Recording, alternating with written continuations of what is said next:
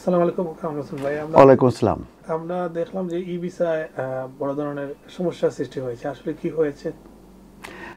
ই visa যেটি মূলত roll out হচ্ছিল এবং আমরা জানি যে 31 ডিসেম্বরের পরে যে কোনো ফিজিক্যাল ডকুমেন্ট আর ইউজ করা সম্ভব ছিল না এবং সেই কারণে ই ভিসার পরিচালন শুরু হয়েছিল এবং অসংখ্য যারা ইন্ডিভিজুয়াল যারা এদেশে আছে বিভিন্ন ভিসায়, ইনক্লুডিং যারা indefinite leave to remain in the ইউকেতে আছে কিংবা সেটেলমেন্ট আছে, তারা মূলত এই ই ভিসায় সুইচ করছিল। কিন্তু এই ই ভিসার যে রোল আউট, এটা মূলত পোস্টপন্ড করা হয়েছে এবং এটা পোস্টপন্ড করার কারণের সম্পর্কে বলা হচ্ছে যে এই স্কিমে বিভিন্ন রকমের প্রবলেম দেখা দিচ্ছে। আমরা ইতিমধ্যে বেশ কমপ্লেন পেয়েছি, যেরকম আমরা কারো হয়তো ই ভিসা অ্যাকাউন্ট খুলেছি, খোলার পরে দেখা যাচ্ছে যে সেই অ্যাকাউন্টটা কিন্তু আর কাজ করছে না।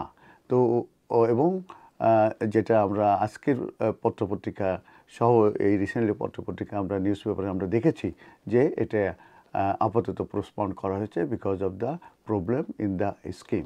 এই সম্পর্কিত ব্যাপারে কিন্তু আগেও আমরা শুনেছিলাম যে এটা ওয়ারেন্ট রাশ আর একটা কেলেঙ্কারির মতো আরেকটা কেলেঙ্কারি হতে পারে।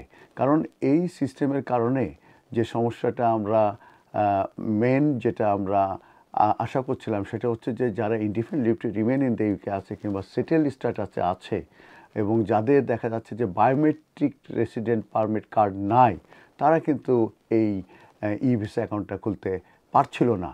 কারণ ই ভিসা এই অ্যাকাউন্টটা খুলতে গেলে তাদেরকে যে বায়োমেট্রিক কার্ড লাগবে এবং তাদের একটি ভ্যালিড পাসপোর্ট লাগবে, সেইটি যদি না থাকে, বায়োমেট্রিক কার্ড বিশেষ করে না থাকলে তারা পারবে না। তো আমরা জানি যে যারা ওল্ড স্টাইলের যে ইনডোর্স করা যে নো টাইম লিমিট যে ভিসাটা আছে, যেটা ইনডিফিনিট লিভ টু রিমেন এবং সেটেলমেন্ট, তাদের কার্ড না থাকার পরিপ্রেক্ষিতে তারা কিন্তু অ্যাকাউন্ট খুলতে পারছিল না।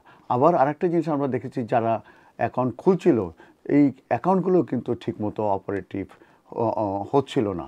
তো যে কারণে সব দিক থেকে কিন্তু সমস্যা হচ্ছিল এবং আমরা এই গতকাল থেকে আমরা এই ন্যাশনাল ডেইলিগুলোতে আমরা দেখতে পেলাম যে এই ই ভিসার যে ডিজিটালাইজেশন, এটা আপাতত পোস্টপন্ড করা হয়েছে। এখন প্রশ্ন হচ্ছে, যারা ইতিমধ্যে তাদের নিজ দেশে চলে গেছেন বা অনেকেই হলিডে বুকিং দিছে সামনে হলিডে, তাদের ক্ষেত্রে কি হবে? আপনি এটা চমৎকার একটি প্রশ্ন করেছেন যে আমরা জানি যে এই বায়োমেট্রিক রেসিডেন্ট পারমিট কার্ড যাদের আছে তাদের কার্ডটা কিন্তু 31 ডিসেম্বরে এক্সপায়ার করে যাচ্ছে।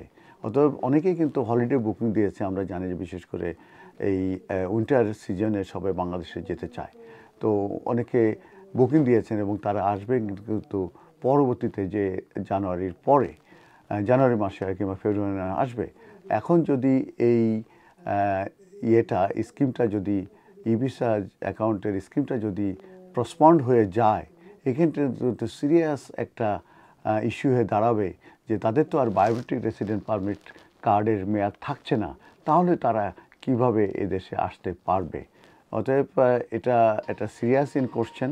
আমার কাছেও আসলে এর আনসার নাই।